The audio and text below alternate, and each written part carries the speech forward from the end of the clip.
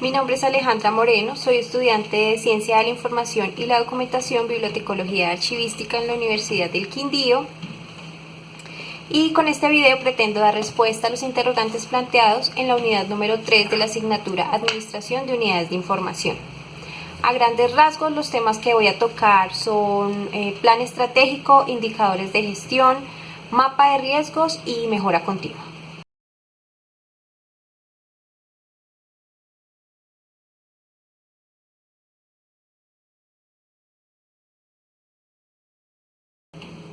Planear es una actividad que realizamos a diario y casi sin darnos cuenta. Por ejemplo, ayer planeamos lo que haríamos de almuerzo hoy, o vamos a planear la fiesta de cumpleaños de la abuela, o simplemente vamos a planear y organizar lo que se mercará en el fin de semana.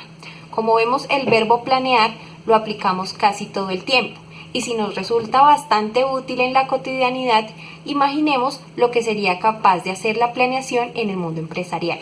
La planeación estratégica es el proceso empresarial que le permite a la organización trazar su camino, organizarse y optimizar sus recursos teniendo en cuenta su entorno para lograr los objetivos empresariales, por lo cual la planificación estratégica debe ser un proceso consciente y objetivo, pues lo que está en juego es el éxito y el futuro de la organización.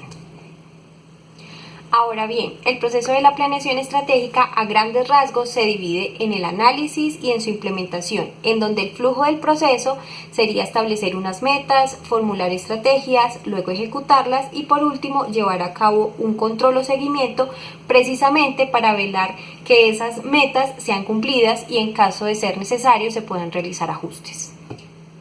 Y por todo lo anterior, la planificación estratégica en las empresas es muy importante porque direcciona las acciones, organiza los recursos de manera consciente y objetiva, lo cual repercute positivamente en su competitividad, también apoya la toma de decisiones y hace que la empresa esté organizada, lo cual genera eficiencia, reduce costos y minimiza riesgos.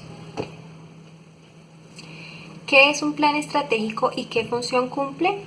Bueno, el plan estratégico resulta ser el producto final de la planeación estratégica y es una herramienta de gestión que refleja las estrategias empresariales planteadas para alcanzar los objetivos organizacionales. En este sentido, es quien determina en dónde se encuentra la empresa y hacia dónde va. La función de esta herramienta de gestión es definir el futuro de la empresa y con base en ello trazar acciones y objetivos que permitan alcanzarlo de forma eficiente y efectiva. Y también, como se mencionó anteriormente, el plan estratégico está para apoyar la toma de decisiones. ¿Cómo se elabora un plan estratégico? Bueno, el primer paso es definir los elementos filosóficos de la organización. Estos son la misión, que estipula el propósito o la razón de ser de la entidad. La visión, que refleja hacia dónde va la empresa a futuro y que resulta ser el objetivo más grande a alcanzar. Y por último están los valores institucionales, que son lo que se debe reflejar en el actuar y lo que se debe percibir tanto al interior como al exterior de la organización. Luego de tener claro todo lo anterior, se inicia con la observación de la situación real y actual de la empresa y se hace un análisis interno y externo, de lo cual nos debe dar como resultado la consolidación y creación de una matriz DOFA, debilidades, oportunidades, fortalezas y amenazas. En el tercer paso se deben elaborar los objetivos del plan y las estrategias para cumplirlos. Es importante tener en cuenta que los objetivos deben ser medibles, concretos, alcanzables y con una duración en el tiempo. Trazados los objetivos, ahora se plantean las estrategias con base en la matriz DOFA elaborada anteriormente. Y para ello se hace uso de una matriz denominada CAME, que es corregir, afrontar, mantener y explotar. Entonces, las estrategias se van a plantear exponiendo cómo se van a corregir esas debilidades, cómo se van a afrontar esas amenazas identificadas, cómo se van a mantener esas fortalezas y por último, cómo se van a explotar esas oportunidades. En este tercer paso también se elaboran y se establecen unos indicadores y unas metas para el cumplimiento del plan. Ya en el último o cuarto paso se ponen en marcha las estrategias planteadas y se hace el seguimiento y evaluación de acuerdo con los lineamientos y las metas propuestas. Aunque los demás o los anteriores pasos son importantes para el proceso, considero que este último es fundamental porque permite revisar la efectividad del plan, hacer ajustes, retroalimentar y sobre todo aprender del proceso.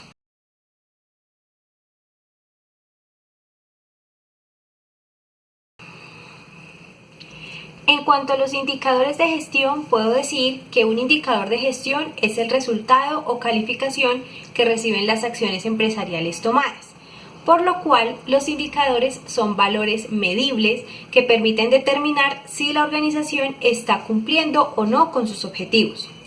Los indicadores son importantes para mejorar y tomar decisiones acertadas.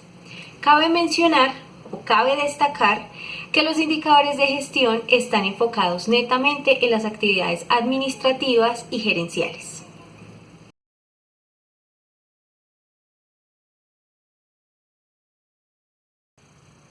¿Qué es un mapa de riesgos?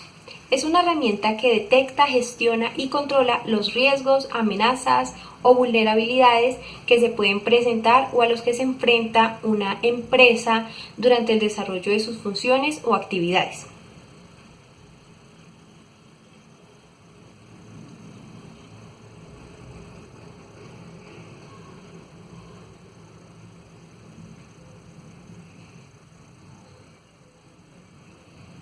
Un mapa de riesgos es importante porque permite anticiparse a los riesgos y evitarlos o mitigarlos y por ende se convierte en una herramienta clave y de apoyo para la dirección de una empresa en la toma de decisiones porque posibilita saber cómo actuar frente a esos riesgos o amenazas identificadas.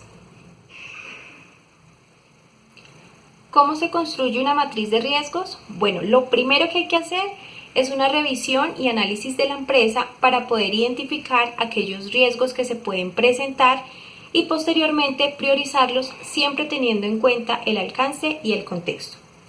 El siguiente paso es establecer una escala de medición o de valoración del riesgo con valores cualitativos que irían de lo más mínimo a lo más alto, es decir, que van en una escala ascendente. En la construcción de una matriz se deben contemplar dos ejes, la frecuencia y el impacto. La frecuencia es la probabilidad o nivel de ocurrencia de un riesgo y por otro lado el impacto es el nivel de la consecuencia o el daño que puede causar ese riesgo. Entonces, una vez identificados los riesgos y establecidas las escalas de medición, se deben estudiar uno a uno los riesgos hallados y asignarles su respectiva valoración, tanto a nivel de frecuencia como de impacto. Y ya con todo lo anterior, finalmente se podrá diagramar el mapa de riesgos o también denominado esquema de calor, ubicando cada riesgo en la intersección del impacto y la frecuencia. El uso de los colores nos ayudará a representar de manera gráfica el nivel del riesgo, permitiendo entender el nivel de gravedad que representa ese riesgo para la empresa. Generalmente los colores que se usan en una matriz de riesgo son el color verde que representa un riesgo bajo, el amarillo que representa un riesgo medio y el color rojo que representa un riesgo grave.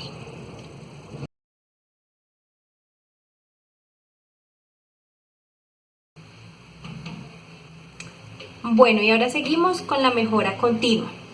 Una mejora continua es el proceso que le permite a una organización revisar, analizar y ajustar los productos, servicios o actividades que desarrolla esa empresa con el fin de minimizar los errores. Listo, entonces, ¿cómo se puede implementar la mejora continua en la unidad de información? Bueno, las unidades de información, al igual que las empresas, ofrecen bienes y servicios y por ello es que se puede implementar una mejora continua sin ningún problema. Para implementar una mejora continua, lo primero sería establecer los objetivos de ese plan de mejora y hacer el respectivo seguimiento del proceso o servicio que se desee analizar. Luego se deben estudiar los resultados y realizar los ajustes que se consideren necesarios o que se vieron durante el proceso. Y ya después es importante realizar el seguimiento o el monitoreo de esos ajustes, pues porque es importante que los cambios que se hayan hecho perduren en el tiempo y no sea una cuestión como momentánea. Por otro lado, hay que tener unos aspectos en cuenta durante la mejora continua, y es que se debe realizar constantemente en la unidad de información o en la empresa. La participación del equipo de trabajo es importante porque le permite a esta mejora que todos aporten y que todos aprendan. Y también es importante que se realice una retroalimentación del seguimiento durante ese proceso para que pueda continuar y también se puedan descartar o mejorar las estrategias que se hayan planteado durante esa mejora continua. De este modo, la mejora continua se puede aplicar, por ejemplo, en los procesos de organización documental o, por ejemplo, en los procesos de la clasificación que se realizan en la biblioteca.